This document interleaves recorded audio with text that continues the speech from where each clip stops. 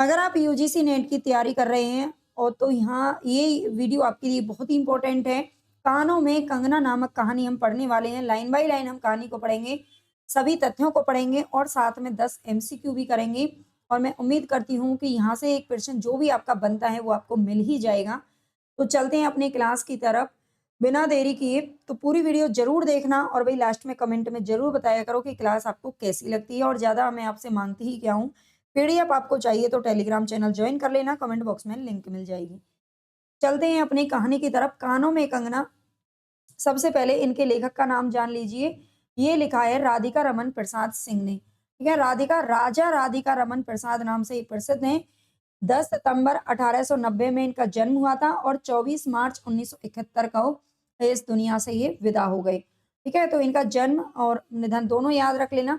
हिंदी साहित्यकार थे। इनकी एक प्रसिद्ध रचना थी चुम्बन चाटा। ठीक है, ये पूछी जाती है इसलिए यहाँ पर डाल दिया गया है। इनकी एक प्रसिद्ध रचना का क्या नाम था? चुम्बन चाटा, ये भी याद रखिएगा। कानों में कंगना नामक जो कहानी है ये 1913 ईस्वी में इंदु पत्रिका में प्रकाशित हुई थी। ठीक है, हिंदू पत्रिका में सभी की पत्रिकाएं, सभी का प्रकाशन वर्ष, सभी के लेखक, ये तो ऐसी चीजें हैं जो आपको याद रखना ही रखना है। और इसके अलावा संग्रह जरूर याद रखने हैं सभी के। ठीक है, कुसुमांजलि नामक कहानी संग्रह में ये संकलित है। जो कानों में कंगना नामक जो कहानी है ये किसमें संकलित है? तो कुसुमांजलि नामक कहानी संग्रह में संकलित है। प्रेम एवं वासना के द्वंद की मर्म कहानी है, कथा वाचन शैली में लिखी गई है। ठीक है, इसकी शैली याद रखिएगा। कथा वाचन शैली में ये कहानी लिखी गई है। कहानी का सारांश देख लेते हैं।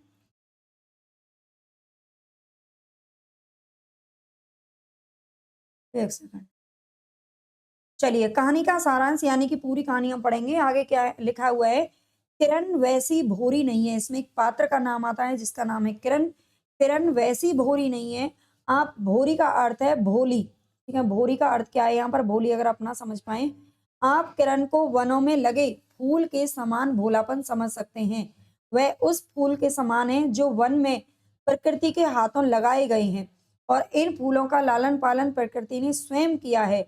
जिस कारण ये निश्चल और स्वतंत्र हैं, वैसे ही किरण निश्चल और स्वतंत्र प्रेम से भरी हुई है। आगे, कानों में वे 2 कंगन होने से किरण इतनी सुंदर दिख रही थी कि उसकी सुंदरता पर अत्यंत यानी कि जो नरेंद्र है वो अत्यंत मोहित हो जाता है। ठीक है, नरेंद्र का नाम आता है अगले पात्र का नाम। कानों में 2 कंगना। ठीक है, कंगना, कानों में कंगना यानी कि कानों में कंगन, कंगन टाइप में उसने बड़े बड़े क्या पहने हुए थे? कुंडल जिनको बोलते हैं। ठीक है, कुंडल जिनको बोलेंगे ये है कानों में कंगन। ठीक है, किरण के पिता योगीश्वर। किरण के पिता कौन है? योगीश्वर है। वन में एक साधारण सी कुटिया बना करके रहते थे। इस वन में उनके साथ उनकी बेटी किरण भी रहती थी। किरण अपनी मस्त मौला स्वभाव के अनुसार पूरे वन में विचरण करती, खेलती, घूमती, हंसती और पूरा दिन गुजार देती थी। यह देखकर उसके पिता भी बहुत प्रसन्न रहते थे। यानी कि किरण के घर में केवल किरण और किरण के पिताजी थे जो कि एक वन में साधारण सी कुटिया बना करके रहते थे। ठीक है, तो ये चीज याद रख लेना। आगे इसमें एक नरेंद्र पात्र आता है। नरेंद्र के पिता और योगीश्वर बचपन के साथी थे। ठीक है, यानी कि योगेश्वर, किरण के जो पिता थे योगेश्वर, उनके दोस्त का बेटा था कौन? नरेंद्र। जिस कारण नरेंद्र के पिता ने नरेंद्र से कहा कि तुम योगेश्वर के पास जाकर अपने धर्म के सारे ग्रंथ का अध्ययन कराओ।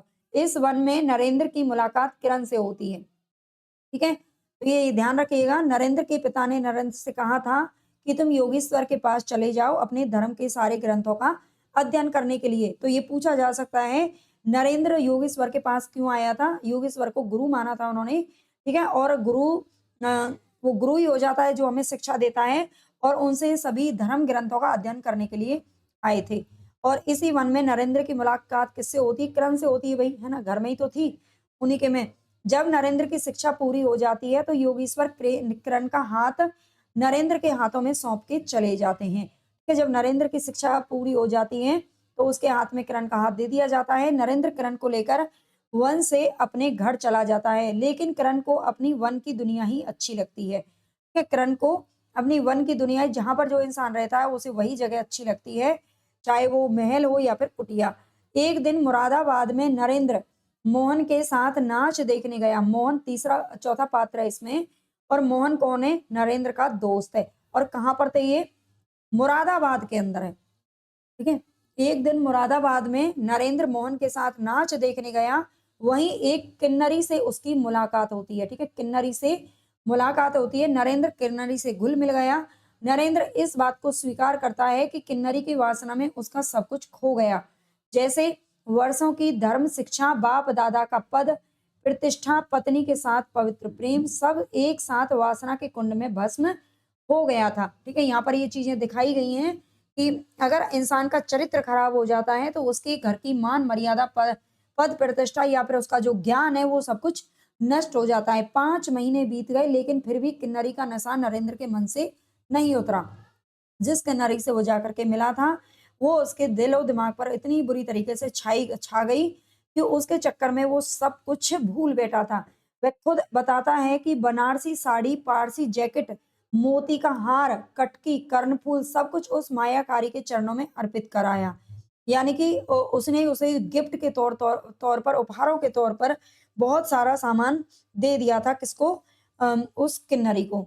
आगे जब ये सारी बातें किरण को पता चलती हैं तो वह पछाड़ खाकर जमीन पर गिर पड़ी है। ठीक है, जब किरण को ये पता चलता है कि उसका जो पति है वो दूसरे पर क्या लुटा रहा है, सारी चीजें लुटा रहा है, और वो क्या करती है, पछाड़ खा करके जमीन पर गिर जाती है। उसकी आंखों में आंसू नहीं था।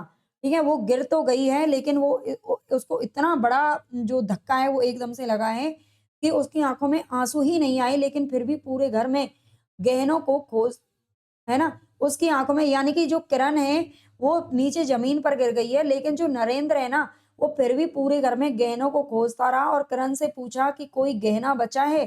तो किरण बोलती है कि हाँ, कानों का कंगना बचा है। यानी कि उसने कानों में जो अपने कुंडल पहने हुए थे केवल वही बचे थे, और बाकी के सारे गहने नरेंद्र ने उस किन्नरी पर लुटा दिए। लेकिन किरण तो जमीन पर मरना सन लेटी हुई थी। यानी कि पछाड़ खा करके वो जमीन पर केवल गिरी ही नहीं थी, है ना, गिरी ही नहीं थी, वो इतना बोल करके क्या होता है, किरण जमीन पर मरणासन यानी कि वो मर जाती है। ठीक है, निष्कर्ष ये है, कानों में कंगना के माध्यम से लेखक ने निश्चल और त्यागपूर्ण प्रेम को दिखाया है। इस कहानी के माध्यम से लेखक ने समाज के दूसरे पक्ष को भी दिखाया है कि जब प्रेमी के अंदर किसी और के प्रति वासना आ जाती है तो कैसे पवित्र प्रेम में बड़ा हुआ दाम्पत्य जीवन बिखर जाता है, साथ ही साथ घर का सुख चैन भी खो जाता है। इस कहानी में नरेंद्र का किन्नरी के प्रति वासना का भाव उसके प्रेम को खत्म तो करता ही है, साथ ही उसको जीवन भर का पछतावा भी देकर चला जाता है, क्योंकि जो किरण है, जो उसका जीवन संगिनी थी, उसको वो खो देता है ना, और पद प्रतिष्ठा, मान मर्यादा सब कुछ उसका खत्म हो जाती है। ये कहानी मैंने लाइन बाय लाइन नहीं रखी थी, इसका सारांश रखा था, क्योंकि पूरा देखो सभी कहानियों को, हालांकि मैंने जो इम्पोर्टेंट है उनको तो हम पूरा ही पढ़ेंगे, लेकिन सभी को पढ़ना इतना जरूरी नहीं है। आगे फिर देखते हैं इसमें और भी कुछ लाइन, कुछ पंक्तियां हैं तो उनसे समझ में आ जाएगा। प्रमुख पात्र हैं इसके, किरण नायिका योगेश्वर की बेटी है। किरण एक आदर्शवादी नारी है। नरेंद्र किरण का पति है, योगेश्वर का शिष्य है। पहले किरण से क्यों प्रेम करता है? शादी के बाद 2 साल तक, ये इंपॉर्टेंट पंक्ति है, शादी के बाद 2 साल तक दोनों साथ में खुश रहते हैं, परंतु बाद में किन्नरी के जाल में फंसकर नरेंद्र सब कुछ गवा देता है। योगेश्वर नरेंद्र के गुरु भी हैं और ससुर भी हैं। किरण के पिता हैं जूही एक सेविका है। किन्नरी और मोहन का नाम आता है। रामचंद्र शुक्ल जी कहते हैं कि राधिका रमन जी हिंदी के अत्यंत भावुक व भाषा पर अद्भुत अधिकार रखने वाले पुराने लेखक हैं। ठीक है, भाषा पर इनके क्या है, अधिकार है। डॉक्टर गोपाल राय जी का कहना है कि यह तत्कालीन सामंती परिवेश में पत्नी और वेश्या के प्रति प्रेम की टकराहट पर आधारित भावुकता पूर्ण कहानी है। लेखक ने नायिका किरण की सुंदरता की तुलना प्रकृति से की है, ये ध्यान रखना। आकाश में तारों को देखा या उन जगमग आंखों को देखा, बात एक ही है। ठीक है, लेखक ने नायिका किरण की जो सुंदरता है उसकी प्रकृति, उसकी तुलना प्रकृति से की है, ये ध्यान रखना। आगे उन्होंने ये भी कहा है, उसे वन के फूलों का भोलापन समझो, नवीन चमन के फूलों की भंगी नहीं। विविध खाद्य रस से जिनकी जीविका है, निरंतर काट छाट से जिनका सौंदर्य है, जो 2 घड़ी चंचल चिकनी बाल की भूषा है, 2 घड़ी तुम्हारे फूलदान की शोभा। वन के फूल ऐसे नहीं प्रकृति के हाथों से लगे हैं, मेघना की धारा से बड़े हैं। जब जीवित रहे तब चारों तरफ अपने प्राण धन से हरे भरे रहे, जब समय आया तब अपनी माँ की गोद में झड़ पड़े। ये इसकी पंक्तियां याद रख लेना, ये पूछी जा सकती हैं। सुनहरी किरणें सुदूर पर्वत की चूड़ा से देख रही थी। सुनहरी किरणें सुदूर पर्वत की चूड़ा से देख रही थी। वह पतली किरण अपनी मृत्यु सैया से इस शून्य निबड़ कानन में क्या ढूंढ रही थी। कौन कहे किसे एक टक देख रही थी, कौन जाने अपनी लीला भूमि को स्नेह करना चाहती थी। यह हमारे बाद वहां क्या हो रहा है, इसे जोहती थी, मैं क्या बता सकूं। यानी कि मरणासन्न अवस्था अवस्था में जब किरण लेटी हुई है, तो उससे संबंधित ये पंक्तियां हैं। गोपियों को कभी स्वप्न में भी नहीं झलका था कि बांस की बांसुरी में घूंघट खोलकर नचा देने वाली शक्ति भरी हुई है। ठीक है, गोपियों को ये कभी स्वप्न में भी ऐसा नहीं लगा था कि बांस की बांसुरी में घूंघट खोलकर नचा देने वाली शक्ति भरी हुई है। आगे, कंकड़ी जल में जाकर कोई स्थायी विवर नहीं फोड़ सकती। ये पंक्ति पूछी जा चुकी है पहले भी। कंकड़ी जल में जाकर कोई स्थायी विवर नहीं फोड़ सकती। क्षण भर जल का समतल भले ही उलट पलट हो जाए, लेकिन इधर उधर से जल तरंग दौड़कर उस छिद्र का नाम निशान भी नहीं रहने देती। ये बात कर रही है, अगर जल का भरा हुआ कुछ कोई तालाब है, कोई बर्तन में जल भरा हुआ है, किसी में अगर आप कंकड़ी मारोगे तो थोड़ी देर के लिए वो इधर उधर जाएगा और फिर दोबारा से वो समतल हो जाएगा, बिल्कुल पहले जैसा, है ना। तो यहाँ पर इसका अर्थ ये है कि जो नरेंद्र है वो कुछ दिनों के लिए बहक जरूर गया है, लेकिन आना तो उसे वापस अपने ही जगत में है। ठीक है, जगत की भी यही चाल है, यदि स्वर्ग से देवेंद्र भी आकर इस लोक चलाचल में खड़े हो जाएं, फिर संसार देखते ही देखते उन्हें अपना बना लेगा। इस काली कोठरी में आकर इसकी कालिमा से बचे रहें, ऐसी शक्ति अब आकाश कुसुम ही समझो। 2 दिन में राम हे जानकी कहकर वन वन डोलते फिरे। 2 क्षण में यही विश्वामित्र को भी स्वर्ग से घसीट लाया था। आगे, चढ़ा नशा उतर पड़ा, सारी बातें सूझ गई, आंखों पर की पट्टी, आंखों पर पड़ी हुई जो पट्टी थी वो खुल गई, लेकिन हाय, खुली भी तो इस समय जब जीवन में केवल अंधकार ही रह गया। किरण के मरने के बाद जो नरेंद्र है उसको बहुत पछतावा हुआ, सब कुछ समझ में आ गया, जो नशा उसके सर पर चढ़ करके बोल रहा था वो खत्म हो गया। लेकिन अब क्या है, पछतावा करने से कुछ नहीं होता है ना। तो इस कहानी के माध्यम से लेखक हमें यही कहता है कि हमें हर काम सोच समझ करके करना चाहिए, है ना। किसी के बहकावे में आकर के या फिर जल्दबाजी में, है ना, और कोई ऐसा काम ना करें जिससे कि बाद में पछताना पड़े। ठीक है, मैं तो यही समझी हूँ, आप क्या समझे हो बता देना, कमेंट में ज़रूर बताना। और इसके कुछ क्वेश्चन संबंधित हम देख लेते हैं, अति महत्वपूर्ण। कानों में कंगना, कहानी में जो कंगना है ये किसका प्रतीक है? कंगना जो कि उसने कानों में पहने हुए हैं बड़े-बड़े कंगन, ये किसके प्रतीक हैं? दाम्पत्य सौंदर्य के, स्त्री अभिमान और सामाजिक प्रतिष्ठा, बिल्कुल। बी ऑप्शन हमारे यहाँ पर सही हो जाएगा, स्त्री अभिमान और सामाजिक प्रतिष्ठा का प्रतीक है। बी ऑप्शन है यहाँ पर। आगे, कहानी का केंद्रीय अंतर्विरोध किसके बीच निर्मित होता है? कहानी का केंद्रीय जो अंतर्विरोध है ये किसके बीच निर्मित होता है? प्रेम और कर्तव्य, आडंबर और वास्तविकता, धर्म और राजनीति, गांव और शहर। तो यहाँ पर हमें समझ में आता है क्या? केंद्रीय, ए ऑप्शन, बी ऑप्शन इसमें सही है, आडंबर और वास्तविकता। ठीक है, कहानी का जो केंद्रीय अंतर्विरोध है आडंबर और वास्तविकता के बीच निर्मित होता है। कानों में कंगना को किस दृष्टि से पढ़ना अधिक उपयुक्त है? छायावादी, मनोवैज्ञानिक यथार्थवाद, मार्क्सवादी वर्ग संज्ञा, प्रयोगवादी संरचना। तो यहाँ पर हमारा बी ऑप्शन सही है, मनोवैज्ञानिक यथार्थवाद से पढ़ना अधिक उपयुक्त है। नेक्स्ट है क्वेश्चन, कहानी में स्त्री चरित्र का चित्रण किस रूप में हुआ है? वैसे मैं एमसीक्यू आपको बाद में भी करवाऊंगी, लेकिन ये मैं कहानी के साथ में आपको कुछ प्रश्न मैंने डाले हैं सभी के साथ में, गद्य विधाओं के साथ में सभी में डाल दूंगी, लेकिन ये आपको पेपर से पहले भी करवाए जाएंगे। ठीक है, कहानी में स्त्री चरित्र का चित्रण किस रूप में हुआ है? विद्रोही, दार्शनिक, मनोवैज्ञानिक द्वंद से ग्रस्त, या फिर पूर्णतः आदर्श, है ना। तो राइट आंसर हमारे यहाँ पर सी हो जाएगा, मनोवैज्ञानिक द्वंद से ग्रस्त। ठीक है, मनोवैज्ञानिक द्वंद से ग्रस्त है कौन? कौन है इसमें? नरेंद्र है। नेक्स्ट है क्वेश्चन हमारा, राधिका रमन प्रसाद सिंह की कथा शैली की प्रमुख विशेषता क्या है? तो ये है अलंकारिकता नहीं, आंतरिक संवेदना का सूक्ष्म चित्रण। ठीक है, बी ऑप्शन हमारे यहाँ पर सही हो जाएगा। राधिका रमन प्रसाद सिंह की कथा शैली की विशेषता क्या है? आंतरिक संवेदना का सूक्ष्म चित्रण यहाँ पर किया गया है। कंगना का त्याग कहानी में किस मूल्य को स्थापित करता है? तो आर्थिक स्वावलंबन, सामाजिक विद्रोह, आत्मसम्मान और नैतिकता। तो बिल्कुल आत्मसम्मान। ठीक है, आत्मसम्मान और नैतिकता को स्थापित करता है कंगना का त्याग, है ना। एक किरण नहीं लिखा हुआ है, कंगना का त्याग। ठीक है, कंगना, उस कंगना का ही क्या करना है जब उसका रहा ही नहीं कुछ भी, है ना।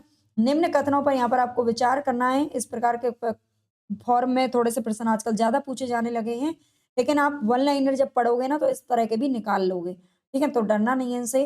निम्न कथनों पर विचार कीजिए, कहानी में बाह्य घटनाओं को अधिक आंतरिक द्वंद्व अ, घटनाओं से अधिक बाह्य घटनाओं से अधिक आंतरिक द्वंद्व महत्वपूर्ण है कहानी में, ठीक है?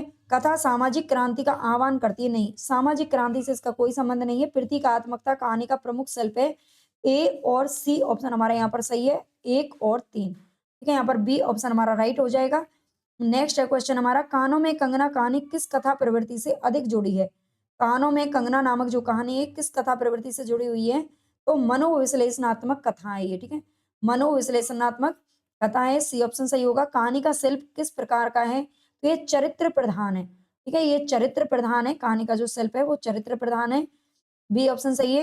लेखक राधिका रमन प्रसाद सिंह किस युग से संबंधित माने जाते हैं? तो ये छायावादोत्तर कथा परंपरा से संबंधित हैं। तो यहाँ पर हमारे 10 प्रश्न कंप्लीट हो गए।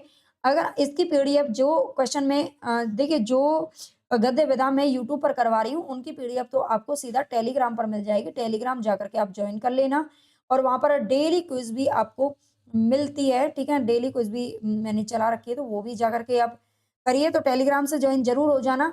इसके अलावा अगर आपको पूरा 6 से 10 तक पूरा कंप्लीट नोट्स आपको चाहिए, है ना? तो ₹179 में आपको एप्लीकेशन से भी मिल जाएगा और घर तक मँगवानी है तो वो भी आप मुझे कमेंट बॉक्स में बता दीजिए, ठीक है? ये नोट्स आपको मिल जाएँगे और हिंदी साहित्य के भी नोट्स अवेलेबल हैं, उसकी क्लास भी चल रही हैं। पेड बैच से अगर आप जुड़ना चाहें यूनिट 1 से लेकर के 10 तक पूरी तैयारी आपको कराई जाएगी और काफ़ी सारी उसमें सुविधाएँ हैं। अगर आप जुड़ना चाहते हैं, तो पेड कोर्स से भी आप जुड़ सकते हैं। पूरी थ्योरी आपको वहाँ पर करवा दी जाएगी। साथ में पीवाईक्यू, एमसीक्यू, मॉक टेस्ट सब कुछ आपको मिलेगा केवल और केवल ₹999 में। अगर आप जुड़ना चाहें, तो जल्दी करिए, है ना? अभी ऑफर में है। Okay, bye. अगर क्लास पसंद आई हो तो भी लाइक, सब्सक्राइब ज़रूर करें।